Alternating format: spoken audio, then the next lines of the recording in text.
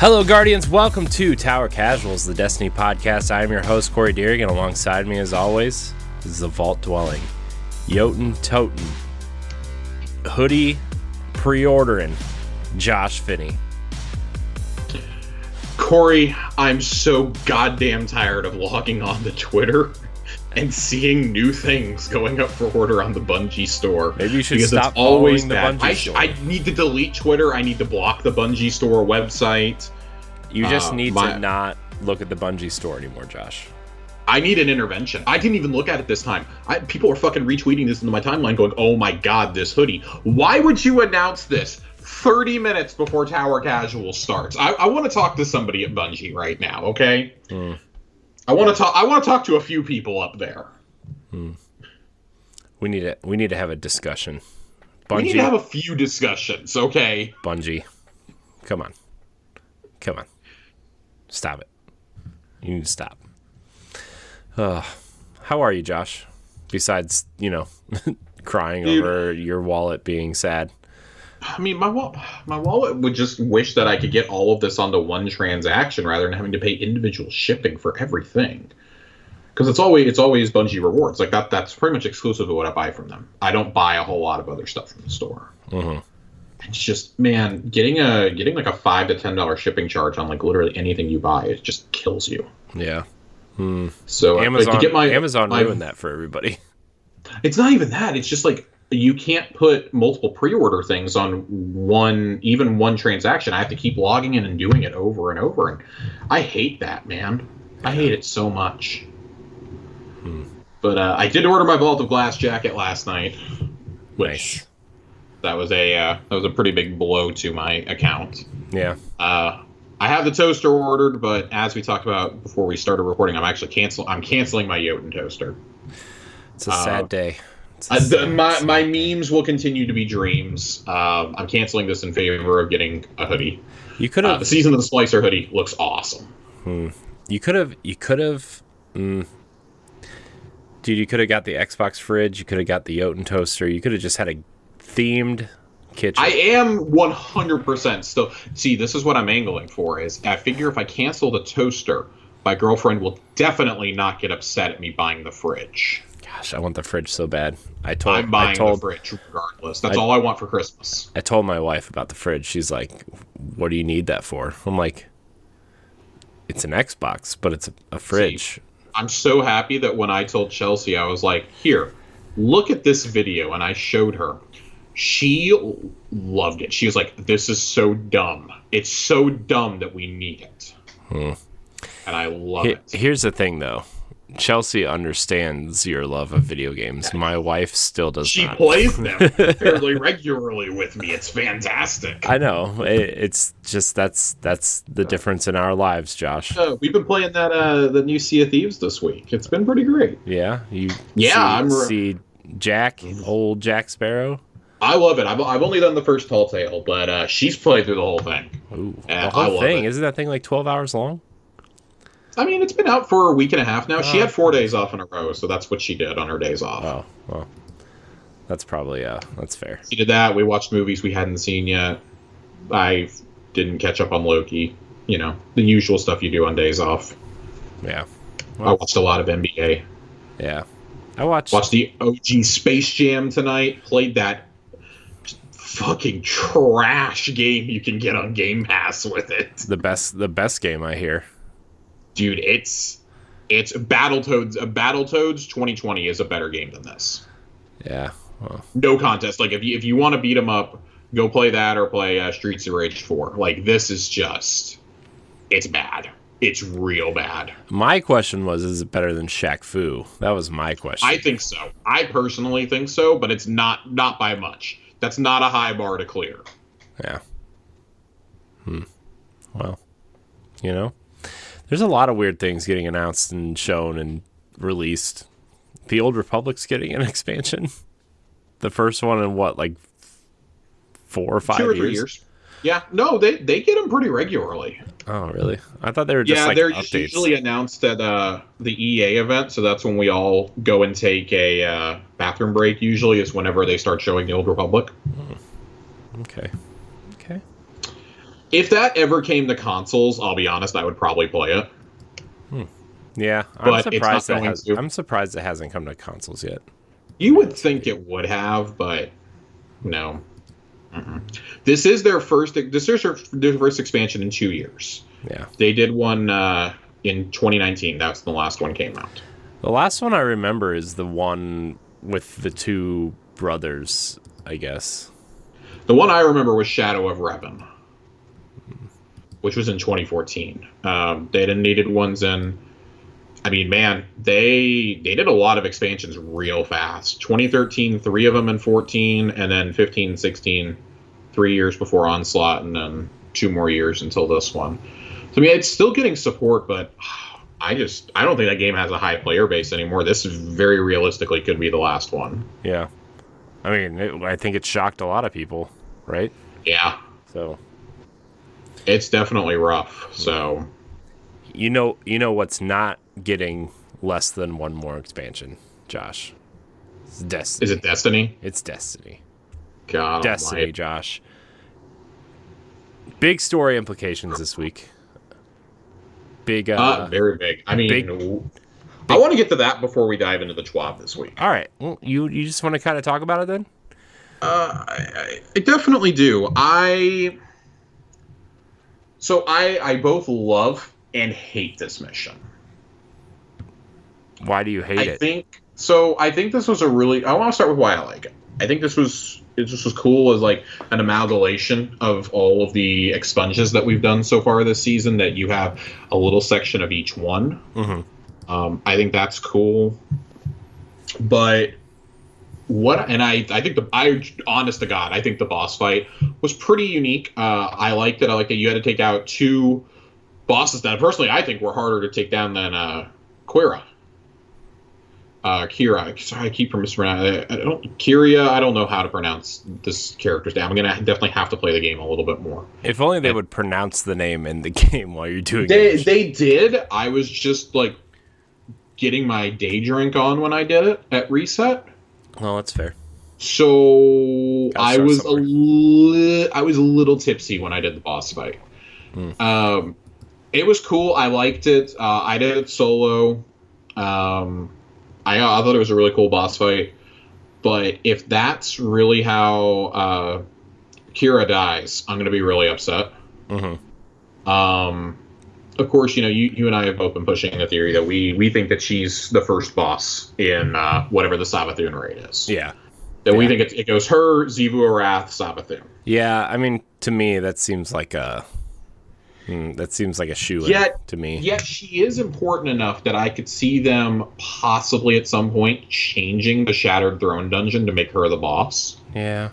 Or giving her own dungeon. She is important enough to the overall lore that I could see that happening. You think they would make, like, take the structure of one dungeon, like they would like they would do with strikes, where there's multiple versions of the same strike? You think they could do that with dungeons? You think they would do that with dungeons?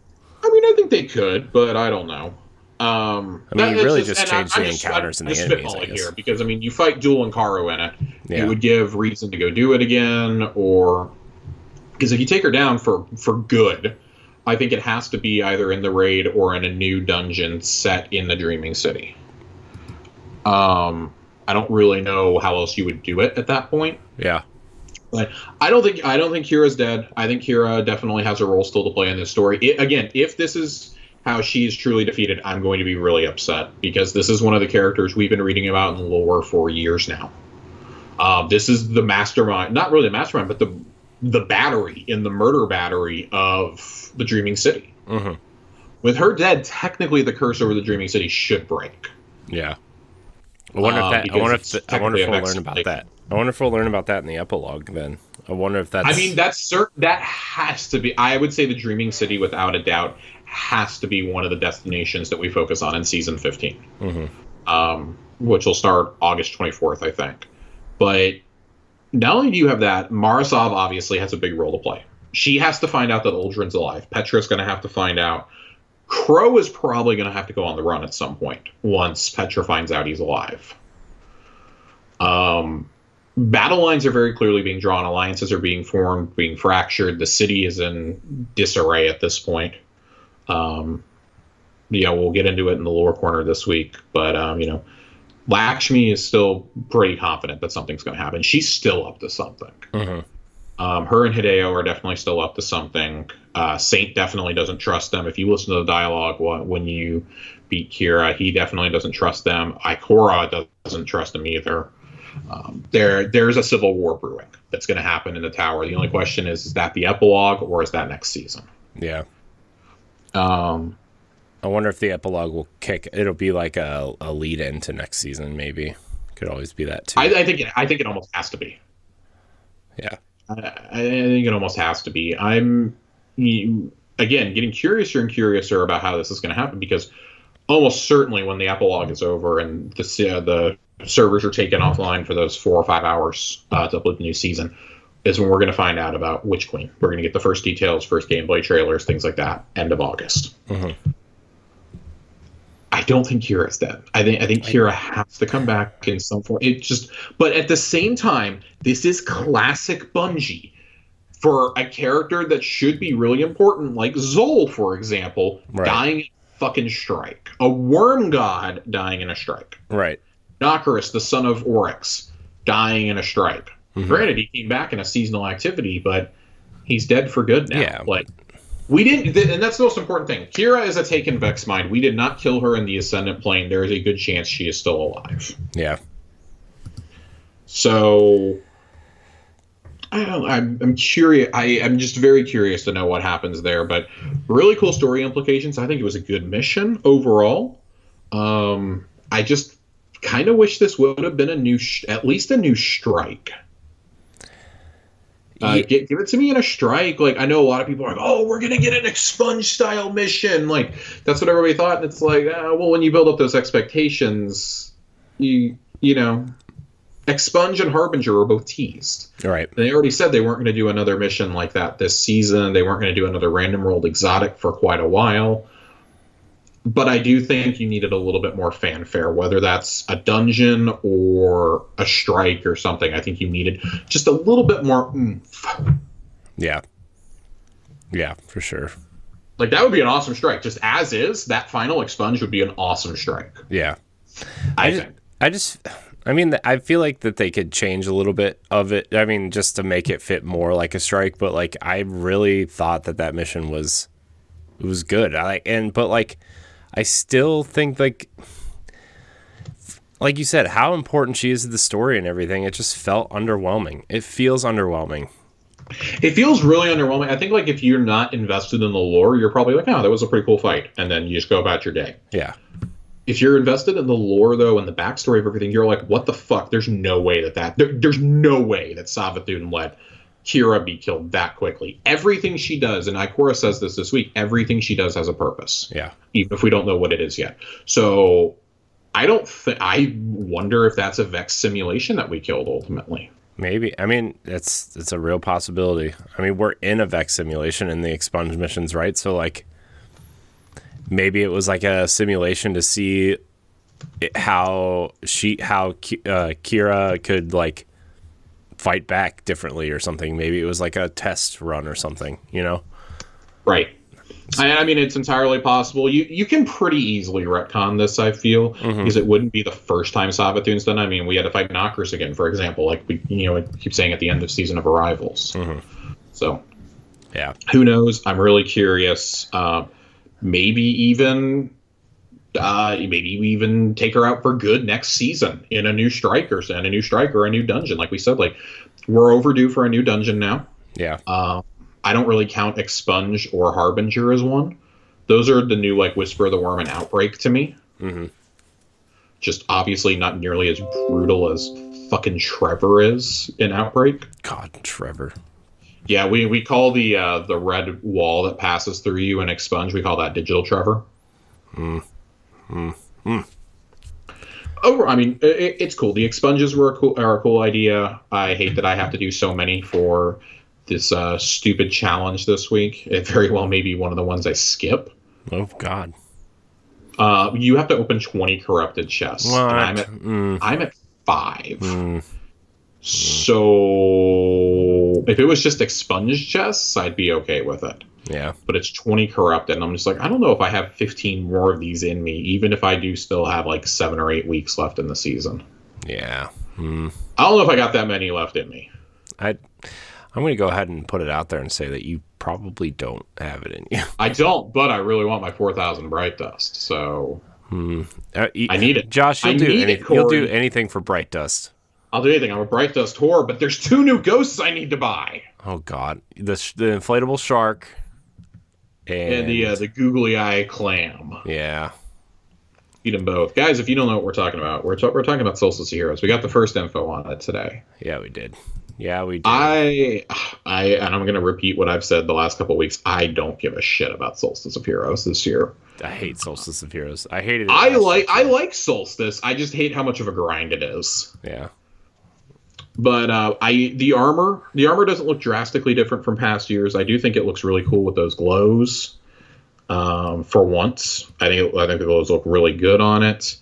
We're going back to the European aerial zone, so yeah, big swing and a miss for me there. God, why? This is just Festival of the Lost all over again. It is. We really need some new zones developed. If Festival of the Lost doesn't have anything new this year, then that just confirms to me that Bungie is dumping everything into seasons now, which I'd rather them do, but don't give us some half-baked event then, if you're going to do that. Give us some kind of cool change up in the event, in the seasonal event that you're doing, right? Like right. It would be cool to like, it's Halloween time, so now like it's dark and there's different enemies or whatever. Maybe there's different I don't know. It's just, there's nightmares everywhere.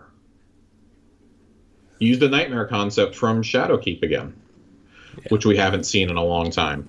Once fully upgraded, your Solstice armor will glow and guide your fire team through the darkest nights. There is, however, a new weapon tied to this, and unfortunately, this is how they get me. They put a new shotgun in there, which, knowing my luck, this is going to become the PvP meta. No idea what can roll on this thing yet. You know it is. It's a shotgun. Each day will challenge you to match your attacks to the daily element to charge one of 4 unique elemental buffs. On prison days, all 4 buffs can charge, but only one can be activated at a time. Choose your subclass wisely. New legendary shotgun, new exotic ghost shell, new emblem, and plenty of Solstice packages to unlock. Cool. I like free unlocks. I like things like this. This is a unique design for the event. I like the colors on it a lot. I kind of hope that's a shader that we can get. Yeah.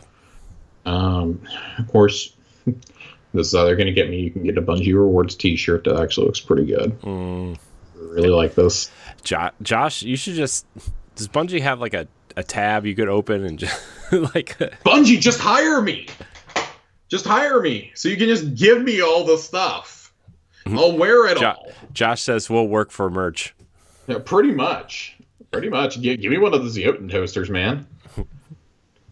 And I mean that's about it. Like it's standard stuff for Solstice. The leaked requirements for the armor is out there. We just don't know what class it all correlates to.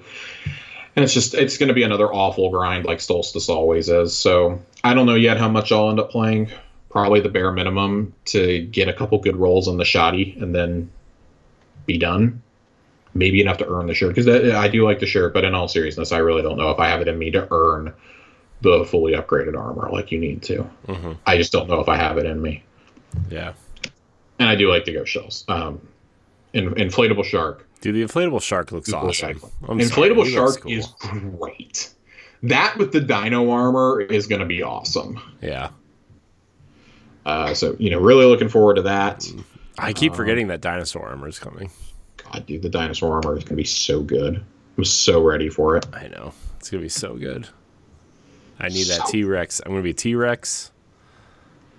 Oh, it's going to be awesome. I can't wait to be a raptor. We do actually have, though, speaking of updates, we have a fairly meaty TWAB today. Yeah, we do. It's beefy.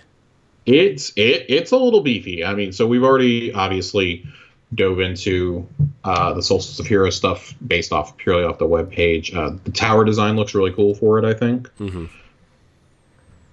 You can earn some magnificent white glows to adorn your armor with. If you have taste for the elements, though, you can get those from Eververse with either silver or bright dust.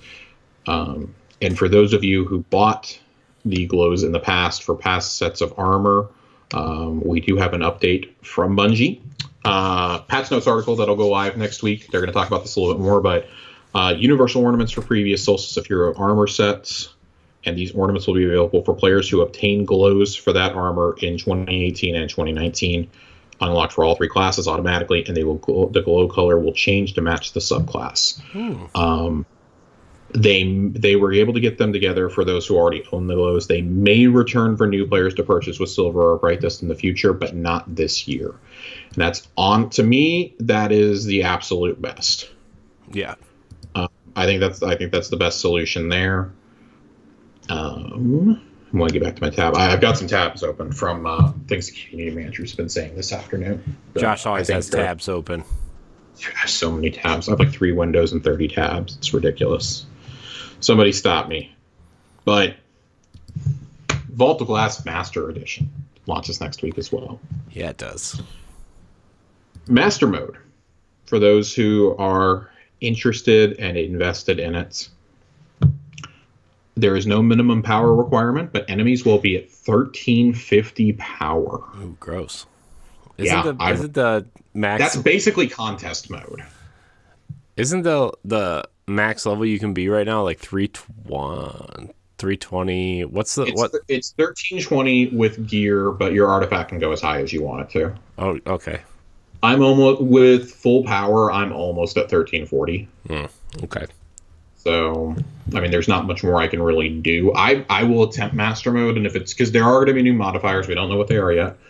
I'll attempt it, and if I fail, then I'll likely circle back in a couple weeks when I've gotten my artifact level up. Yeah. Should give it another college try. It unlocks the final triumphs required for the Fate Breaker, seal, and title, including the ship you get for completing master mode, which is really cool. It's very similar to Aspect of Glass from the original game. So, like that. But it's also going to introduce a new class of weapons called Time Lost. Time Lost weapons are comparable to adept weaponry from Grandmaster Rifles or Flawless Trials passages, but offer additional perks in columns 3 and 4 for more customization. Completing Vault of Glass challenges in Master difficulty, and you will be rewarded. Each week will feature a specific Time Lost weapon for you to hunt, rotating alongside the challenge. Once you've earned a weapon, you may also purchase additional rolls from the chest at the end of the raid on Master difficulty using Spoils of Conquest. These will be at a higher price than normal versions of the same weapons. This is where it gets a little funky. Weekly reward lockouts are shared between both normal and master difficulties of VoG. That means encounters, challenges, and hidden chests will only award gear the first time you complete them in either activity each week. They must be completed at master difficulty first to earn time-lost weapons and stat-focused armor. I do not like that. Not a fan of it. Not a fan of that. Nope. I get it, but I think that that's going to drastically reduce the amount of people willing to help newer players or Sherpa. I think it's going to drastically reduce it, at least on reset days. Yeah. I'm sure people will still do it after they get their first clear, but yeah, I can see them being like, no, I want to get all 3 of my clears on Master, which, I mean, why wouldn't you? Right? Right. But armor from Master difficulty will focus on specific stats, rotating weekly. If you've been hunting a Prime Zealot Helm, the high spec and intellect stat, Master difficulty will give you greater chances for the distribution you're looking for. So I like it. This will not be a walk in the park if you haven't dipped your toes into the end game before. Enemies are tougher. They'll be looking to put you down with more aggression. More champions will be appearing to defend the vault. More modifiers will be active, forcing you to think on your feet and come prepared. If you're looking to increase your power, complete weekly milestones, and one of the ways to do that is Iron Banner, currently active. I'm really looking forward to this. I like Vault of Glass. I'm one of those who, now that I have VoG down, I'm like, yeah, this is kind of a joke. There was no way they weren't going to fix the Prometheus lens glitch before this happened. Yeah. And in a way, I'm pretty happy. In a way, it's like, oh, come on, man. Like, I'll give it the old college try, but this, I feel like, is going to be one of those things that I do once or twice to completion, and then be like, I'm just going to do the regular thing now. Yeah. I mean, you do it just to say you did it, right? Like, this isn't right. Like, other than the ship and like Fatebringer, I don't know if there's like really a massive reason to force yourself through this. Yeah. But hey, I'm here for a challenge. I like that this happens. You can put adept mods on these, we have been told. Mm-hmm. So that's a big selling point to me. But those mods are not going to drop out of the chest, out of the Atheon chest. Those will still only be available in Flawless Trials or in Grandmasters, which, again, I think is another really short-sighted decision, personally. Yeah. If this is going to be treated as an in-game activity alongside those, it needs to have an in-game reward alongside those. I agree. So, Josh taking a sippy sip. Oh, Josh dehydrated. It's hotter than hell today. I'm just... Side note. The heat, man. Why? Dude, fucking global warming. ExxonMobil, I hope you're listening to this. Fuck you. I mean, I know science is real, but why can't the entire planet just be like 65 degrees, 60 to 65 degrees, hoodie, basketball short weather all the time? All the time. Dude, it's rough. Just throwing that out there. It's an idea, the next time somebody decides to create a universe. Just, I mean, George Lucas did it in Star Wars. Every planet had its own, just one climate. Just one climate. One planet, one climate. Yeah. So, I'm just throwing it out there. Somebody, the next creator needs to watch Star Wars and just take that idea and run with it. Right. God, can we please show you the works of George Lucas? Yeah. Mid-season sandbox update. This is what we meant by that's a pretty beefy update. We're going to break down some of the things they plan on talking about because there is a lot to process here. And most of this is PvP. So, with a handful of weapons sucking the air out of the room, we decided to bring some changes originally planned for Season 15 in the next week's update. We'll follow this up with a big set of changes in Season 15. Moving these changes up also gives us the option of doing some reactive tuning in the mid-season patch of Season 15. All in all, we'll continue to make changes outside of seasonal updates when we can, but they won't be this large or numerous. The big ticket items are shotguns, 120 hand cannons, and Dead Man's Tale. Combined, these dominate all forms of PvP, particularly Trials of Osiris. So the guy we're talking to here is Chris Proctor, the weapons lead, and I think he does a really good job here breaking down the roles of each special weapon, including snipers, shotguns, fusions, trace rifles, and grenade launchers. But we're going to talk specifically shotguns. So shotgun's the first thing. They're very dominant by any measure and don't allow for counterplay with primary weapons, particularly sidearms and SMGs. We see a lot of player feedback about their prevalence and how they make it difficult to use weapon archetypes that always feel good against players without shotguns. We want them to excel in a narrower niche than they do currently, so this change aims to retain the reliable one-hit elimination but at closer range and push them to be slightly rangier than currently at getting two-hit eliminations.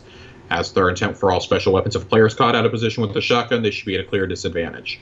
So aggressive frame shotguns, the cone angle will change from 4 to 4.25 degrees, so bigger burst spread.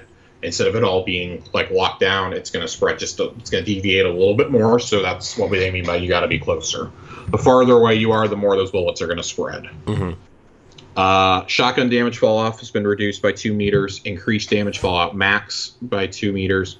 Slug shotguns are unaffected by this change. I don't get killed by slugs too often in Crucible. It's the aggressive frames, right? Yeah. It's the Fellwinters and things of that nature. Fellwinter is still everywhere. Chaperone. I haven't seen Fellwinters as much, but man, it's Iron Banner week and people are using it like crazy. Yeah. 120 hand cannons were adjusted in Season of the Slicer, but it didn't make enough of a difference. We still believe they're too rangy and benefit way too much from a small damage buff, known as 2-tapping. It's tricky because they're now not too much different from their pre-Beyond Light form. They already had better range and 2-tap with Rampage, but people have latched onto their ease of 2 and 2-tapping potential since the buff in Beyond Light, and new 120s in Chosen have encouraged people to try them out. With this change, we expect other primaries to become viable where 120s ate their lunch, including adaptive hand cannons, pulse, scout, and auto rifles, while allowing 120s to keep the advantage of hard-hitting peak shooting at range. So the multiplier is going to be reduced from 1.8 to 1.6 on precision damage, preventing a 10% damage bonus from allowing 2-tapping in PvP, reduced aim assist, and reduced damage minimum fall-off. Great news. Fantastic news here. Because holy shit, I got really tired of getting killed by things like Igneous Hammer. Yeah. Gosh. I'm so tired of being killed by Igneous Hammer. Yeah. I get it. It was given away in trials for 3 wins, multiple weeks. But holy shit, I'm so tired of getting killed by that. Yeah. It's everywhere. Changes to perks. So I'm not going to go through all these, but the big one I want to talk about here is drop mag. Can no longer roll on drops of new weapons and will have its functionality changed later. There's a change coming in Season 15 that requires adjusting this and some perks with similar functionality. My guess is that they have an exotic that is going to factor pretty heavily into this, so they're preemptively nerfing it. Mm-hmm. But I love drop mag. Drop mag on a scout just feels so damn good. Thank God I still have I have a night watch that still has that. So for now, it'll still be good. But I love drop mag on a scout. Just on scouts. I absolutely love it. You can't really ask for much better. I don't think it rolls on pulses, but I may be wrong. I could have sworn I saw one on a pulse, but for sure, scouts, I love having drop mag. Yeah. There's a couple other things here about pulse monitor, rewind rounds, reservoir burst. Go read those if those affect you, because we want to talk about. We're going to talk about the near future and about Dead Man's. Dead Man's Tale is dominant on mouse and keyboard. Receives frequent critical feedback from players in the Crucible, and it's strong, but not worryingly so on controller. We're keeping the fast firing and hip fire, which we believe is key to the feel of the weapon. With this change, it will no longer have ADS levels of damage fall off while hip firing, and will be subject to fall off much closer. It would also require better aim to land hits while hip firing. We're deliberately only lightly touching ease of use in this change with the goal of not making it harder to use on controller. Thank you. From all of us on console, thank you. I love using Dead Man's. Yeah. I don't use it as a crutch, but I do like using it a lot. I use my secondary quite often if I'm using Dead Man's. But I love Dead Man's. I'm a guy who cannot snipe in this game to save his life. Dead Man's is a godsend for somebody who loves scout rifles as much as I do. Yeah. Really, really big fan of this. Sleeper Stimulant has gotten a little bit of buffs. I mean, going back to Dead Man's, like, especially if crossplay is coming, like, yeah. I just wanted to say, like, that's probably going to affect affect a lot of people there too. Yeah, I like it. I mean, but it's pretty undeniable that it's one of the most popular exotics in years. Yeah. And with good reason. I mean, you can go play for a new role every week if you want to. I mean, that mission was cool, right? I mean, that mission is great. Is awesome. Let alone how cool, like how good the weapon is. Like that mission was just cool. I mean, I take this in the PvE quite often, even. So I really enjoy Dead Man's. I think it's a great all-around gun. And so it makes sense. Like you don't want to run your most popular guns into the ground, but I can definitely see on mouse and keyboard why this is just dominating. Yeah. Oh yeah. So I like that they're trying to target it specifically to only affect them and only slightly decrease it for controller users, because we already have a pretty big fall off compared to mouse and keyboard. Sleeper Stimulant got some buffs because it was left out of the linear fusions. Great. Can't wait to go into Gambit and see everybody using it again. I don't think it's going to be that bad. I did get killed by it in Gambit twice. I got killed by it in Crucible, though, a few times this week. And, man, people are practicing with it. I'm not looking forward to this. But I don't think it's going to be nearly as terrorizing as it used to be. Oh, man. I remember when they brought this back and it was just like, that's all anybody ever used in Gambit was this. It's all anybody used. It's all anybody used. Yeah. Yeah. That and Queenbreaker. Absolutely dominated. Some of the things that they're targeting for next season, and this is where I want to kind of spend the rest of our time in the TWAB talking about some of these, because a lot of these relate to us. So fusion rifles. We've been wanting to tackle fusion rifles for a while, so we're planning on a large rework, changes to the perks and mods, and custom tuning to most exotic fusion rifles. including Vex Mythoclast, which if you've been lucky enough to get it and use it, is a supremely underwhelming exotic. It's really a shame because it's a really cool gun. It's great for getting fusion rifle bounties done, but man, the time to kill is just not good. Yeah. That being said, I've taken it into Gambit and the Crucible and just humiliated people, so I don't know. If you can get the drop on them, it's pretty good. Breech-loaded grenade launchers. They're preemptively getting these. With the shotgun changes, we expect other special weapons to increase in usage. I believe grenade launchers have the potential to become more frustrating to play against as they become even slightly more common. So we're planning a small change that specifically touches priming and cleaning up targets. Thank you. I've seen a ton of breech loaders this season. Now, while people still usually have to be pretty good aim with them, and you can, if you're a hunter, you can dodge out of the way, throw a shield up or whatever. If you're a Titan, they're still really annoying to play against, especially when it's blinding nades. Yeah. It's not mountaintop levels of bad, but it's rough. Yeah. Scout rifles and hand cannons in PvE. Minor enemies and high-end content take way too many shots to kill with these weapons. Yes. Good. I love taking scouts in the PvE. Yes. Especially if I go do a Grandmaster, I'm carrying a scout with me probably. Yeah, I can't tell you how many times I feel like it's taking me like forever to kill an enemy with a scout rifle, and then I'll switch to like an auto rifle or, something, whatever's in my secondary slot. And it just, Josh found a gift in his drink and continues to drink it. Do I want to ask what you found in your cup, Josh? A piece of dirt. Oh. Yeah. Like, oh, well, that's gross. That's great. How'd that get into the ice maker? Fantastic. Machine guns in PvE. Wouldn't want to know that answer. Machine guns in PvE, they're not doing their intended job well enough. So noticeable change for Season 15. Love using a machine gun, but they simply haven't been usable in high-end content in years. I mean, I would say the only one is Xenophage, right? And that barely counts as one. Xenophage, I think that Commemoration from Deepstone is pretty decent for certain jobs. Like in some Grandmasters, it's great for breaking shields, frankly. Breaking void shields. 2 or 3 bullets and you're breaking them, which is great.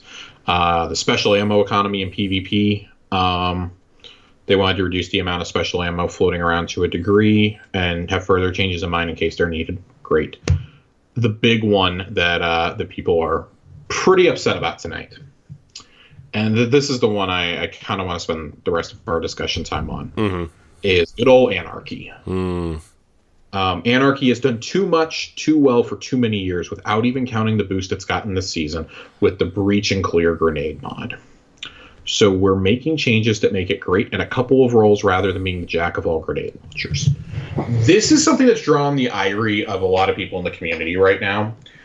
And I want to be clear, while I understand why you would be upset about this, and I totally get it, I understand it, this is what needs to happen occasionally. I mean, we all remember when Bad Omens with tracking and clusters was the way to kill Riven in Forsaken.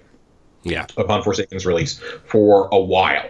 And then it became spike nade launchers. Spike grenade launchers for, God, the next 9, almost 12 months, dominated. Yeah. Absolutely dominated. Up until probably last spring, they were just killing it. We go through these metas. I mean, God, we never thought we'd be in a sword meta, and then here we are with Falling Guillotine and Lament. Right? Like just sorting bosses to death instantly. It was hilarious to watch. It's time for a shakeup. Anarchy has become, it used to be like, oh, it's good on a couple of bosses. Like, if you 2 guys who have it, cool. If not, don't worry about it. Now we are legitimately at a point where if you're not using that, you are actively having an issue. It is the go-to in both of the new raids. Yeah. In multiple different roles. And I don't know. It's just become one of those things. Like, that's how you do the Templar encounter super fast. That's how you do Taniks really fast. It's great Taniks. If you have... Yeah, if you have that little bastard floating around and you have 3 or 4 anarchies and double slugs on each person, he gets melted in a phase. Like, I mean, we've single faced him doing it at this point. Yeah. It's crazy. As long as you have that and you have a divinity on there, I mean, it's bonkers how much damage you're doing to this guy. Which, thank God, they have made no mention of touching divinity, which is good because it's a truly unique exotic. Don't worry, it's coming. I hope not, because it's not something that, like, if you stack divinity, it doesn't do anything. Yeah. So I really hope they don't plan on nerfing it. They've already done a nerf to it, which is it couldn't stack with tether anymore. Mm-hmm. But throwing the stasis super for the hunters, throwing silence and squall out there, and then putting divinity on, just it's amazing. I love it. I've gotten to the point where I only run stasis in Gambit. So that's good. I do think Anarchy needs it. I mean, Breach and Clear is a large part of the reason why people are using it so much this particular season in every single activity. Yeah. But like I've seen the strategy of people using lasting impression rockets with Witherhoard. You know, you put Witherhoard on for the DOE, and then you fire off a rocket or two with lasting impression, and you go back to just dumping Witherhoard into him, and vice versa.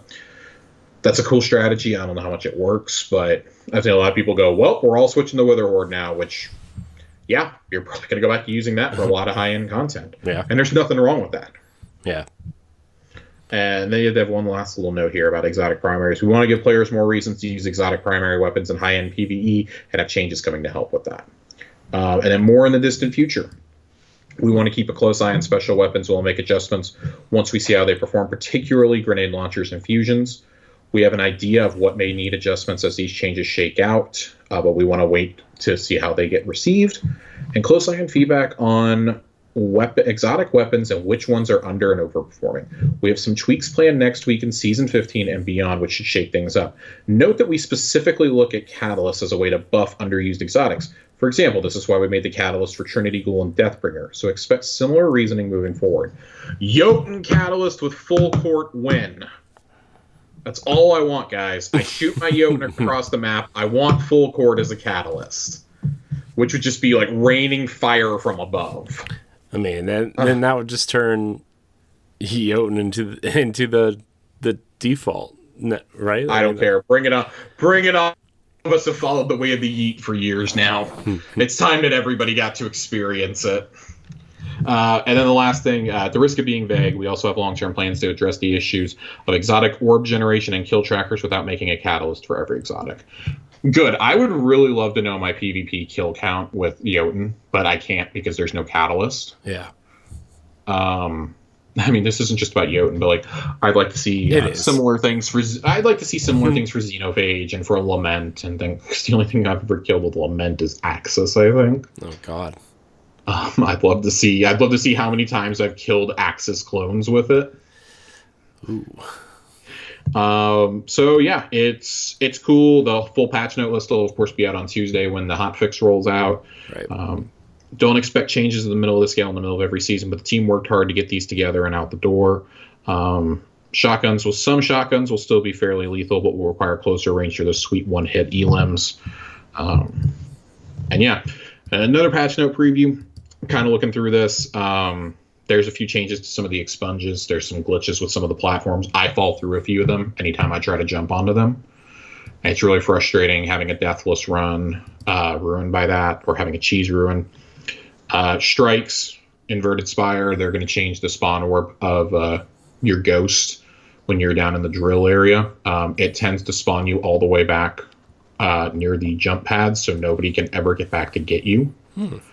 They're going to change that to revive you right by the drill. Trace Rifle damage and momentum control. That big one when momentum was up a couple weeks ago. People were treating it as if it was laser tag 2.0, and it made it really fun, honestly. We know trace rifles are too hot. We're also aware that some players really enjoy laser tag and momentum right now. With that in mind, we're starting out with a small change to see how that feels before we take another pass. Because it is actually fun. I wish they would just set a mode where everybody had a default trace rifle, and that was just like a fun Crucible mode that came through, like Scorched. That would be fun to me personally. And then there's a few little gameplay issues here that they fixed out. Again, full list will be up next week. You guys can read that. I'm not going to sit here and read it to you. Do it. Read it. Read it. The list isn't up yet. I'll pick out some things if we think we need to talk about them next week. But I expect next week to be pretty Solstice heavy. And I'm looking to see if there's anything else here. Nope.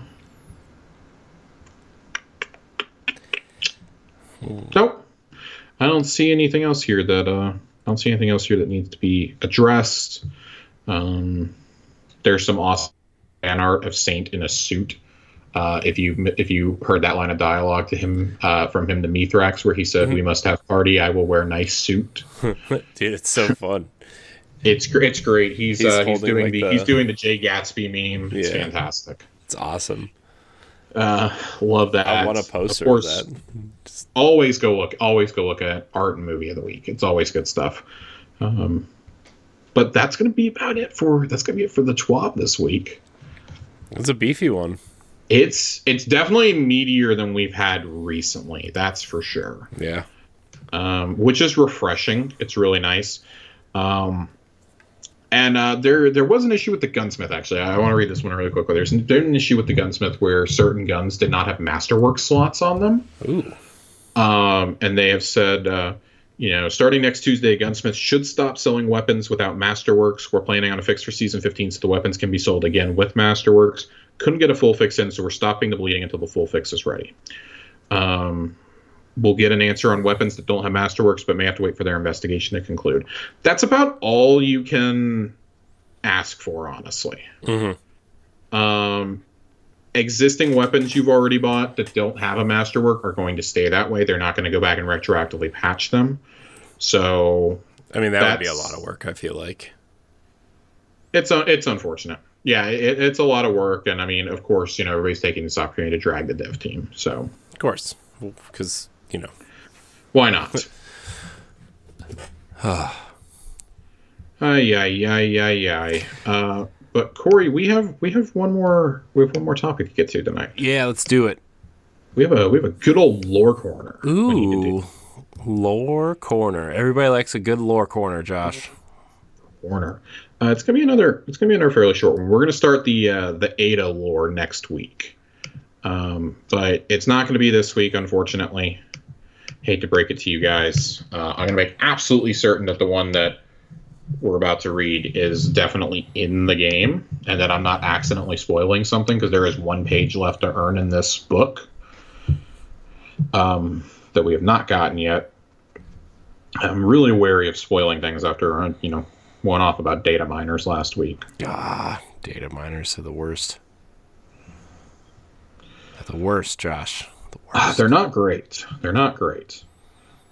Yep, it's here. Okay, cool. This is prediction. It's from the seasonal lore book, of course. It's from Beneath the End this night.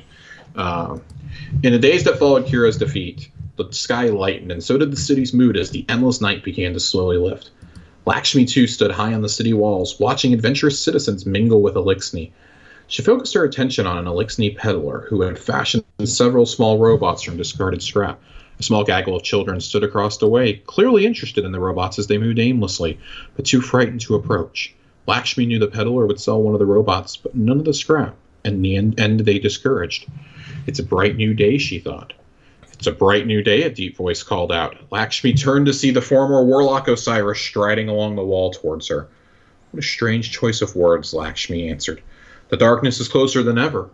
And in the darkness, it's sometimes difficult to tell friend from foe. She remembered this conversation from her time in the device. Many of the potential futures it showed led her to this moment. Osiris had grown predictable. It is, Osiris said, and in the darkness it's hard to tell friend from foe. Lakshmi smiled inwardly. They were still well within the standard deviation. I'm surprised to hear you say that, Osiris. You're normally blessed with such uncommon clarity. My perspective has changed since I lost the light, Osiris began slowly. Time is suddenly finite. It makes everything seem more changeable. And if my perception can change, perhaps my enemies can as well. The folly of mortality, Lakshmi gestured to the scene below. Those people could never understand time as we do, Osiris. You've peered beyond the veil. You've seen the Vex simulation stretching endlessly. You understand that history is changeable, but also inevitable. I used to be certain of that, he agreed. But now I have to wonder, if history is inevitable, then why am I constantly surprised? Lakshmi chuckled. She had heard his comment before, of course, but her premonition had not adequately conveyed his fatuitousness. And so what do you think, Osiris? Will this bright new day last? She nodded towards the Elixni settlement. Are we meant to share the light with the fallen? As if you would know, she thought, you no longer deal in predictions. I've given up on prediction, Lakshmi. I put my fate in the hands of the traveler now more than ever before. He gave her a sideways glance. And what do you say? Is this a new dawn? Lakshmi recalled the vision she had so fervently sought within the device, the realization of her righteous victory over the Elixni, historical and preordained all at once. Her life's work crawling minute by minute from the future into the present. No, she replied. This is just a flash of lightning before the storm. Lakshmi is fucking nuts. Yeah, there's no other way to put it. Like she's an extremist. She's a zealot. There is going to be a civil war in the tower before the end of the season. Yeah, just straight up. I mean, that the more and more like Lakshmi comes into the picture, the more and more I think that epilogue revolves around this civil war type thing. I do too. When they talked about Quria initially, I was like, Quria is definitely going to be the thing we take care of at the end of the season. Now I'm more convinced than ever that it's going to be dealing with Lakshmi and Hideo. Yeah. That there's going to be something that happens that forces us to fight them. Mm-hmm. Because, I mean, come on, there's no way we're not picking up arms and fighting alongside Daddy Zavala. Yeah. Oh, God. We have allegiance to Lance Reddick and Lance Reddick alone. Yeah. We're going to get him on the show someday. You're not cool enough, Lakshmi. We're going to get Lance Reddick on this show someday, Josh. We will. We will one day. It would be fantastic. One day, we will get him here. What if we got him on and then we just did no lore corner on Zavala? Did it on, like, I don't know, the Colonel. The chicken. Oh my God. And, you know, I actually would love to find some of the lore out about that. About Colonel. Not Colonel Panic, of course. No. I mean, we could do a lore corner on Colonel Panic if we want. We probably could. I mean, I'm sure we could find some things. It'd involve a lot of Halo. But, Colonel Panic. I'm definitely in, man. I'm so excited about where they're going with this storyline right now. I know. There's so many different layers to this, because outwardly it seems like, oh, it's just about Quria and all that, and like Lakshmi just has some racist problems. Well, it actually goes a lot deeper than that. She's a complete xenophobe. Yeah. And I think it's very interesting. You know, we talked about this briefly a few weeks ago, but it's fascinating to me, endlessly fascinating, that a game that you run around and you fight time-lost alien robots in, that you bake cookies in at Christmas, and that you buy dinosaur armor and baby shark ghosts. I'm just saying, my ghost still looks like Indiana Jones, and I'm okay with it. That somehow this game is telling more relatable human stories than, and tackling things like racism and xenophobia better than games that are supposedly meant to tackle those, like Far Cry. Yeah. Far Cry, Call of Duty. Like, I find it fascinating that Destiny is the franchise that's like actually doing that. Yeah. And I love this. We cannot heap enough praise on the narrative team. We sound like fanboys at this point, but I mean, it's true. Like, we are to an extent, though, right? This show. We wouldn't be doing this show if we weren't. Yeah. But I don't want to sound like, you know, a Bungie apologist. It's just, I really think that, you know, the seasonal narrative teams were catching a lot of flack, rightfully so, for some of the decisions made during Undying, Season of the Worthy, and Season of the Hunt. Right, but at some point... Hunt, at the same time, though, as underwhelming as the activity might have been, had some great lore behind it. Yeah. And has laid the path for what we're experiencing right now. I think over the last year, I feel like the writing team and the story, like, I feel like they now worried about something like Season of the Worthy or something. I don't have that worry anymore. I'm like looking forward to next season to see how the story continues. Every single week, I log in at reset to make sure that I'm not getting destroyed. You know, to make sure that I'm not destroyed, but I do get that in PvP and Gambit. But to make sure I'm not getting spoiled. I mean, I was worried last week when I logged in and there was taken blights in the tower, and nobody. I'm care. still worried that nobody is addressing this in game. Nobody cares. Are we going to have Solstice without Eva Lavante saying anything? What if we have taken Grandma? I'm absolutely dude. If Christmas Grandma is taken, I'm quitting. I'm quitting if Christmas Grandma is taken. I can't put her down. What do you think taken cookies look like? Blights. There's like edible blights. They're the cookies we give to Riven. Oh God. Which, that one is great. I would really love to have that. I'd love to have to deliver cookies to Tanix this year. Yeah. That'd be hilarious to me. That'd be funny. So, but yeah, I'm excited to see like this civil war and like who decides to side with who, you know, because like Osiris is still acting weird, right? Does Saint follow Osiris, or does he change course and go the other direction? You know what I mean? Like, it seems like Saint is totally Saint is 100% on Mithrax's side now. They truly, like, they're calling each other friend and things like that. And he said last week when they tried getting him on the side of the coup, he was like, no, I have to talk with Osiris right now. There is a 0% chance this man is not walking straight into Zavala's office and being like, do you know what the fuck is happening out there right now? Yeah. There is approximately a 0% chance that is not a real conversation happening with him and Zavala and Ikora. Yeah. Where's Saladin at? Dude, I don't know. I really need to know what's going on with Saladin because it's worrying me a little bit. Yeah. I'm a little concerned, you know. I keep telling you, I'm very confused as to why we have not had any mention of the taken blights in the tower yet.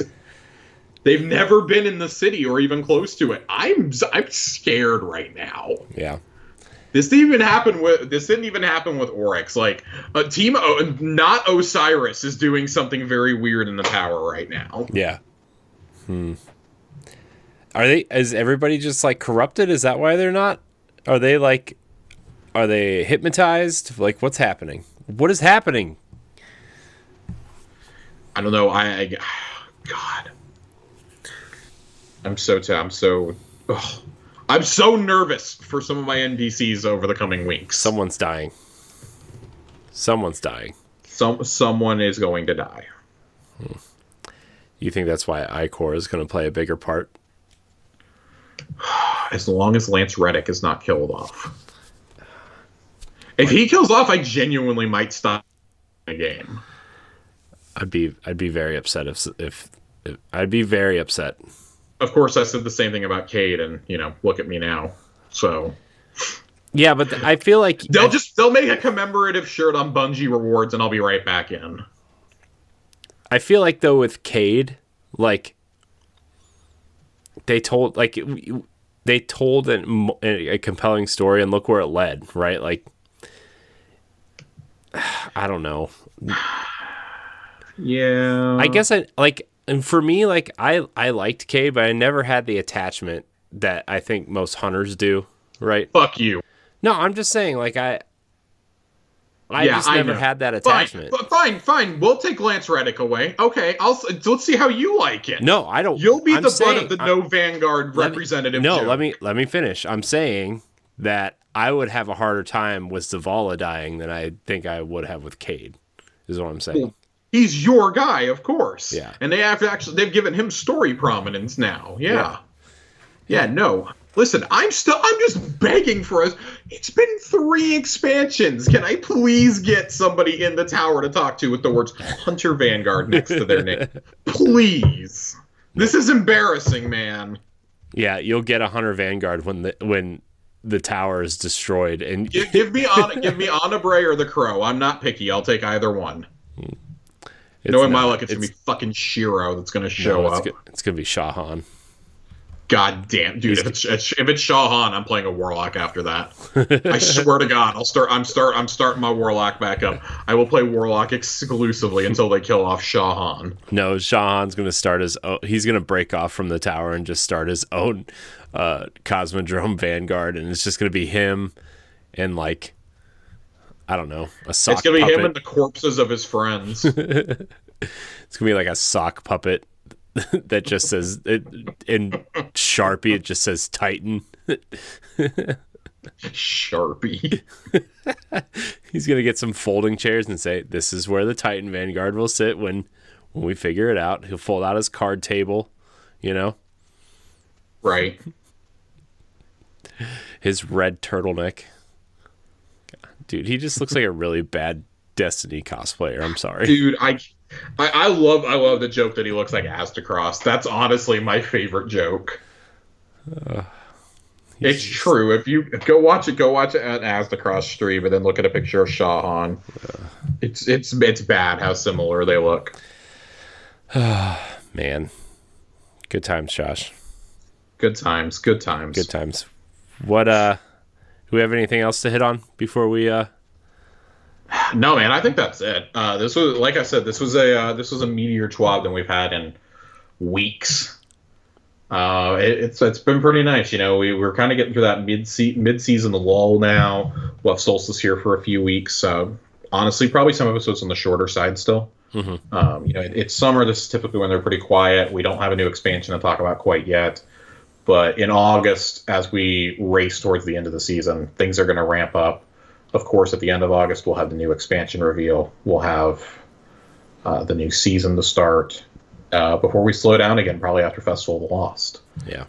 It's going to get real quiet here around Thanksgiving and Christmas because we're going to be playing a lot of Halo. Yeah. A lot of Halo, a lot of Battlefield, but we'll still be playing Destiny. Yeah.